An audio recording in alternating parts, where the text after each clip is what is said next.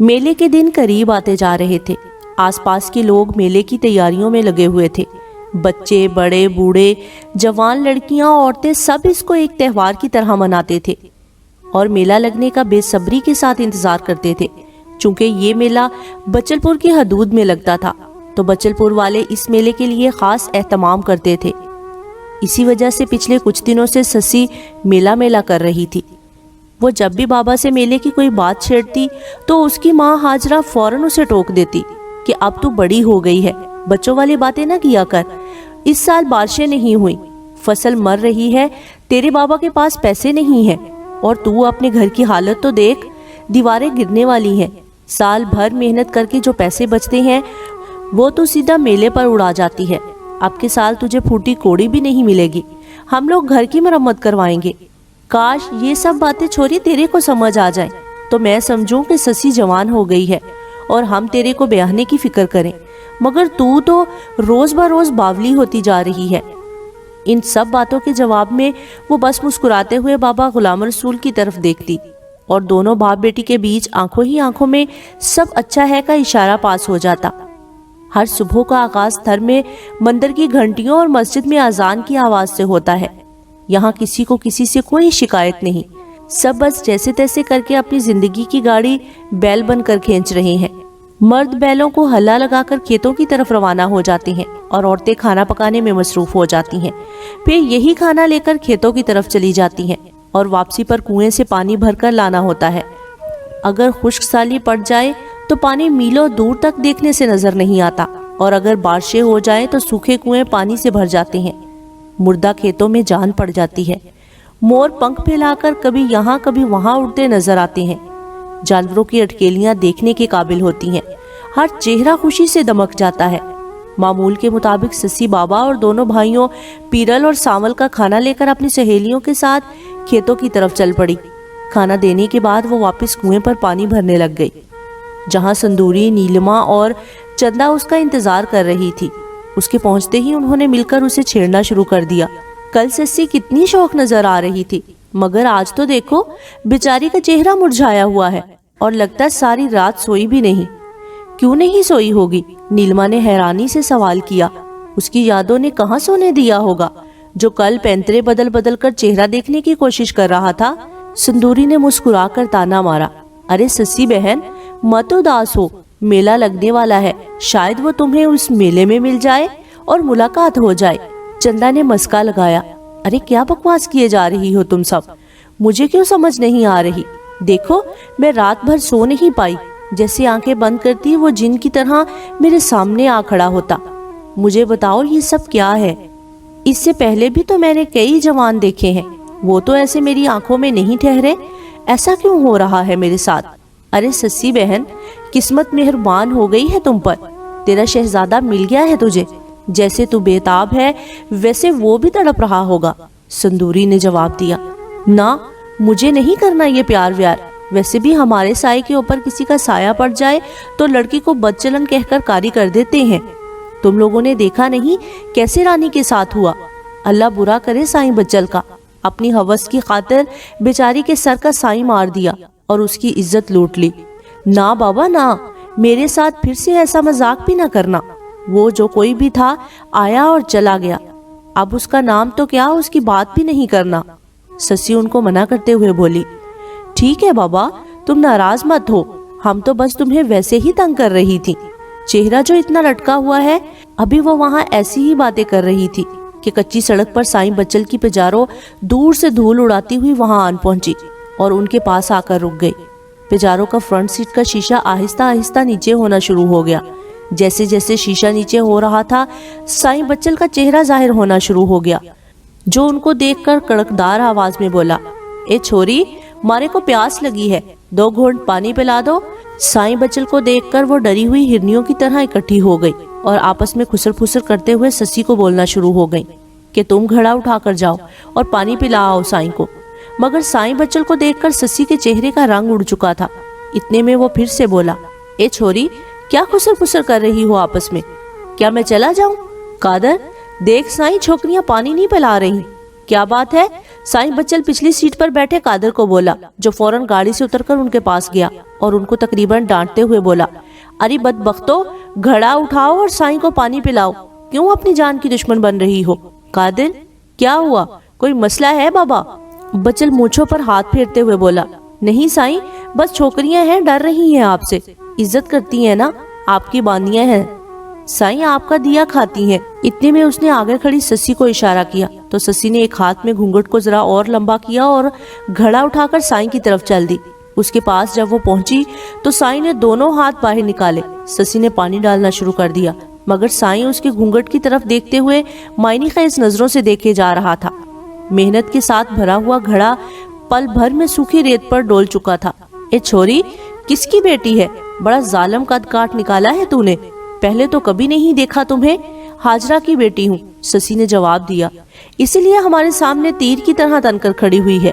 माँ पर गई हो, वो भी कमबख्त तेरे बाप के लिए अपने पूरे कबीले से झगड़ा कर आई थी।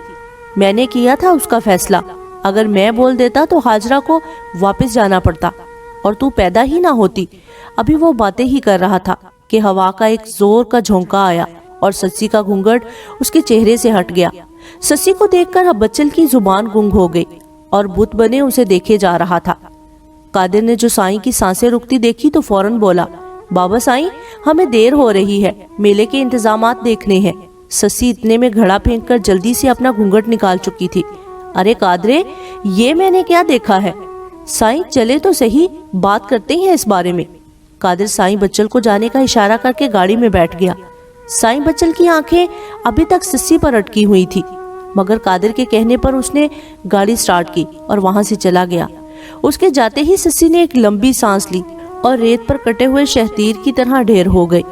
वो तीनों भागकर उसके पास आ गई और परेशानी से पूछने लगी, क्या हुआ सस्सी, क्या हुआ तुम्हें? कुछ नहीं, शुक्र अल्लाह का। वो चला गया। मैं काफी देर से अपनी सांस और गुस्सा रोककर खड़ी थी। अल्लाह बर्बाद करे बच्चल को, कीड़े पड़े इसकी लाश में, कितनी गंदी बू आती है उसके मुंह से, किसी भूखे कुत्ते की तरह देखे जा रहा था। सस्सी चल घड़ा उठा, वापस चले, बहुत देर हो गई है, कहीं साईं बच्चल वापस ही ना आ जाए। और जल्दी जल्दी वो सब अपने घड़े उठाकर घरों की तरफ चली गई। कादर, ये आज मैंने क्या देखा है? सादा से घाघरे में थर की शहजादी छुपी हुई थी। ऐसा बेमिसाल हुस्न तो मैंने अपनी पूरी जिंदगी में नहीं देखा। साईं बच्चल सस्सी के हुस्न की तारीफें करते हुए बोला, साईं जाने देना, आपने पूरी दुनिया देखी है, आपके पैरों की वो खाक भी नहीं छोड़ी। उससे ज्यादा हसीन तो हवेली में नौकरानियां आपके पांव दबाती हैं। और वैसे भी नगीना बाई ने कराची से कल रात ड्राइवर के हाथ चुन चुन कर नगीने भेजे हैं। देखेंगे तो देखते रह जाएंगे। ना मुंशी ना, जो आज देखा है वो कहीं कभी नहीं देखा। तुम कराची से आई छोकरियों को वापस भेज दो, मैं अब अपना मजा किरकिरा नहीं करना चाहता। साईं, उस छोरी को जाने दे, पहले नूरी के वक्त भी बड़ा जंजाल पड़ा था, कराची तक खबर पहुंची थी, सुना था बड़े बड़े पर्चों में आपके खिलाफ खबरें लगी थी। अब अगर कुछ और हो गया तो साईं मामला संभालना और दबाना मुश्किल हो जाएगा। मुंशी, बड़े पर्चों में खबरें लगी थी तो कुछ हुआ? किसी में इतनी जुर्रत हुई कि बचलपुर के साईं बच्चल को हाथ लगा सके? जैसे जैसे मैंने थानेदार को बोला था वैसे ही उसने लिखकर फाइल बंद कर दी। मुंशी, मुझे वो बंद ढक्कन वाली शराब की बोतल चाहिए, उसका नशा मुझे चढ़ रहा है। एक लंबी सांस जैसे चिलम फूंकने वाला धुआं नाक में चढ़ाता है। लेकर साईं बच्चल बोला, अगर वो छोरी मुझे ना मिली तो मुझसे कोई बड़ा कांड हो जाएगा, मैं ज्यादा देर उसके बगैर नहीं रह सकता। साईं, गरीब हारी की बेटी है, पहनने को ढंग के कपड़े नहीं, कभी खुशबू वाले साबुन से मुंह नहीं धोया, और धोए भी तो कैसे? पेट भर के खाना बड़ी मुश्किल से नसीब होता है। चुल्लू भर पानी मुंह धोने के लिए लेने मीलों दूर जाते हैं। यही उनकी जिंदगी और खूबसूरती है। जवान जहान छोरी है, अभी जवानी चढ़ रही है। सब्र रखे हमारे सरदार, जब पक जाएगी तो आपकी झोली में ही गिरेगी। कहाँ जाएगी? आप अभी मेले के इंतजामात देखें, कोई कसर न रह जाए। इलाके के सरदारों में आपका मुकाम बहुत बुलंद है। कुछ हासिल सरदार कोशिशों में है कि आपकी इज्जत को मट्टी में मिला दिया जाए। ठीक है मुंशी, मैं तुम्हारे कहने पर कुछ दिन सब्र कर लेता हूँ, वरना मेरा दिल तो अभी के अभी उसे उठवाकर हवेली ले जाने का था।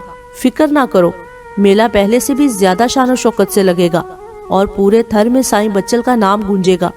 इंशाल्लाह साईं, इंशाल्लाह, बच्चल ने झूम कर कहा। मारवी पिछले कुछ दिनों से महसूस कर रही थी जैसे कोई उसका पीछा कर रहा है। फिर वो गैर महसूस आंखें जाहिर होकर मुशटंडों का रूप धार कर उसकी गली की नुक्कड़ पर खड़ी हो गई और आते जाते उसे छेड़ने लगी। 1-2 दिन तो उसने बर्दाश्त किया, फिर जब उनकी बदतमीजी हद से ज्यादा बढ़ी तो उसने उनको पुलिस बुलाने की धमकी दी, मगर लगता था उन पर उस धमकी का असर नहीं हुआ। तभी तो आज वो उसका पीछा करते हुए उसके मार्शल आर्ट सेंटर तक पहुंच गए थे। जब वो क्लास खत्म करके सेंटर से बाहर निकली तो वो उसका रास्ता रोक कर खड़े हो गए और ढिठाई का मुजाहरा करके उसे तंग करना शुरू कर दिया। पास से गुजरते लोग उन्हें देखकर ऐसे गुजर रहे थे जैसे ये उनके लिए कोई अनहोनी बात ना हो। अभी वो कोई लाहे अमल बना ही रही थी कि एक शख्स उन लड़कों पर चीखता चिल्लाता सड़क क्रॉस करता तेजी से भागता हुआ आया और उनसे उलझ पड़ा, मगर उन लड़कों ने फौरन ही उसे दबोच लिया इससे पहले कि वो उसे मारते। उस वक्त फिल्म के सीन की तरह हीरो की आमद हुई, जिसने आते ही ना सिर्फ अपने दोस्त को उन गुंडों से छुड़ाया बल्कि उन्हें भी धो डाला, मगर उस कोशिश में उसके सर पर लगने वाली चोट उसे जख्मी कर गई। और जब उसने उसका शुक्रिया अदा करके पट्टी का पूछा तो वो उसे उल्टा झाड़कर अपनी गाड़ी में बैठकर चला गया। ये एक नई चीज थी जो उसने देखी थी। कराची जैसे शहर में जहाँ कोई किसी को गुनाह न दे, वो उसके लिए अपना सर जख्मी करके चला गया था और बदले में कुछ भी नहीं लिया। खैर उस दिन से तो उसकी उन मुशटंडों से जान छूट गई, मगर वो आते जाते हर वक्त मुतलाशी नजरों से उसे ढूंढने लगी थी, मगर वो जिन की तरह गायब था। शायद वो शहर के किसी और तरफ रहता था और उस दिन इत्तफाकन वहां से गुजर रहा होगा। उन खाली दिनों के बीच उसे अखबार में क्राइम रिपोर्टर की जॉब मिल गई। आमतौर पर तो ये शोबा मर्द हजरात के लिए मुख्तस होता है, क्योंकि वो बड़ी आज़ादी के साथ दिन रात हर जगह घूम सकते हैं, मगर वो भी अपनी जिंदगी में कुछ करना चाहती थी। इसीलिए इंटरव्यू में उसको प्लस पॉइंट मिला कि वो लड़की होकर इस खतरनाक पोस्ट पर काम करना चाहती है। उसके उस फैसले की हौसला अफजाई करना चाहिए और उसे जॉब मिल गई। दिन गुजरते गए, उसने खुशउस्लूबी के साथ बहुत से खूनी केसों की कवरेज की और भरपूर पजीराई हासिल की। मार्शल आर्ट की ट्रेनिंग मुकम्मल कर चुकी थी। 2-3 बार तो खुद उसने पीछा करते मुशटंडों की बीच सड़क में धुलाई की थी। एक दिन वो ऑफिस जा रही थी, सामने चौराहे पर सिग्नल रेड था। वो सिग्नल खुलने का इंतजार कर रही थी कि उसकी नजरों के सामने एक गाड़ी तेज रफ्तारी में आई। उसमें से असलम निकला। वो सामने खड़ी गाड़ियों को भेड़ बकरियों की तरह इधर उधर होने का इशारा करने लग गया और रास्ता बनाकर वो दोबारा गाड़ी में बैठा और गाड़ी दोबारा तेज रफ्तारी के साथ चली गई। हैरानकुन तौर पर ट्रैफिक पुलिस एहलकार खामोशी से देखता रहा जैसे वहां कुछ नहीं हुआ। वो एक बाशऊर शहरी थी। कानून की यूं पामाली देखकर वो तिलमिला उठी। अपनी कार को साइड पर किया, सिग्नल खुल चुका था। वो पांव पटकती उस एहलकार के पास पहुंची और बोली, ये क्या था? कानून का मुहाफिज होकर अपनी आंखों के सामने कानून तोड़ते हुए उस गाड़ी को क्यों नहीं रोका? मैडम, खामोशी के साथ चली जाओ। आपको पता नहीं वो कौन था। हीरो तो आपने फिल्मों में देखे होंगे, वो असल जिंदगी का हीरो है, नादिर उर्फ बादशाह। क्या? नाम सुनकर उसको झटका लगा। क्या कहा? नादिर उर्फ बादशाह? ये कौन है? वो बोली। नाम तो उसका नादिर है, लोगों ने प्यार से उसे बादशाह का नाम दिया हुआ है। वो गरीब लोगों के दिलों पर हुक्मरानी करता है। माँ कसम, ऐसे लोग रोज पैदा नहीं होते। इस शहर में जिसको जरा सी ताकत मिल जाए वो गरीब का गला घोंट लेता है, मगर यहाँ तो उलट हो गया। उसको ताकत मिली तो उसने बड़ों का गला पकड़ लिया। आज खारादर में सुकून है। कुछ साल पहले तो वहाँ पुलिस और रेंजर भी नहीं जाती थी, मगर आज अकेली औरत रात के अंधेरे में वहाँ आसानी के साथ घूम फिर सकती है। कोई उसकी तरफ उंगली तो क्या, गलत नजरों से भी नहीं देखेगा। क्या समझी अखबार वाली मैडम? शायद उसने अब उसके गले में लटका कार्ड देख लिया था। ज्यादा होशियारी मत दिखाओ, तुम्हारा काम कानून की हिफाजत करना है, ना कि लाउड स्पीकर की आवाज निकालकर किसी की तारीफें करना। और वो वहां से चली आई, मगर पुलिस वाला पीछे से बोले जा रहा था, ओ मैडम, कानून लोगों की हिफाजत और भलाई के लिए होते हैं। अगर वो यहाँ रुकता तो उसकी गाड़ी में मौजूद हामला औरत यहीं मर जाती और किसी को कोई मसला ना होता।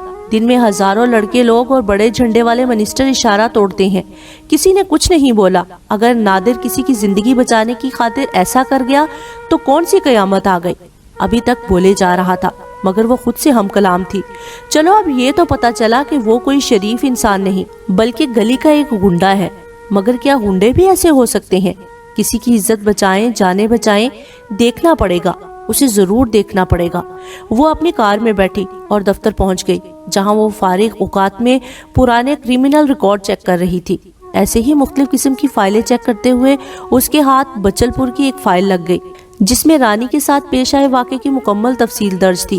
کرائم رپورٹر کی معلومات کے مطابق شادی کی رات رانی کو سائیں بچل اس کے دلہے سمیت حویلی اٹھا کے لے گیا، جس کے بعد وہ باہر مردہ حالت میں آیا اور رانی کی بری طرح آبرو ریزی کی گئی۔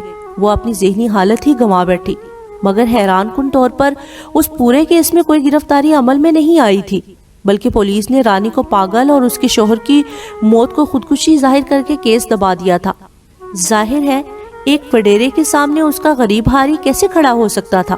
وہ یہ رپورٹ لے کر سیدھا اپنے مدیر اعلیٰ کے دفتر پہنچی اور اس سے اس کے متعلق استفسار کیا، تو وہ ایک پھیکی سی ہنسی ہنس کر بولا، ہمارے اداروں اور پولیس کے بازوؤں میں اتنا دم خم نہیں کہ جتنی تیزی اور طاقت یہ عام عوام کے خلاف دکھاتے ہیں، اتنی کسی طاقتور کے خلاف نہیں۔ وہاں پر ان کی ٹانگیں اور کرسی دونوں کانپنے لگ جاتی ہیں۔ سر اگر آپ کہیں تو میں بچل پور جانا چاہتی ہوں، اس کیس کے کرداروں اور وہاں کے لوگوں سے ملنا چاہتی ہوں۔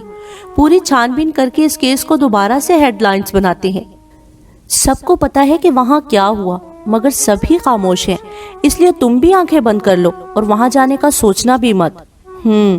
اس نے مختصر جواب دیا اور اٹھ کر واپس آنے لگی، مگر اسے کچھ اچانک ہی یاد آیا اور وہ بولی، سر یہ نادر کون ہے؟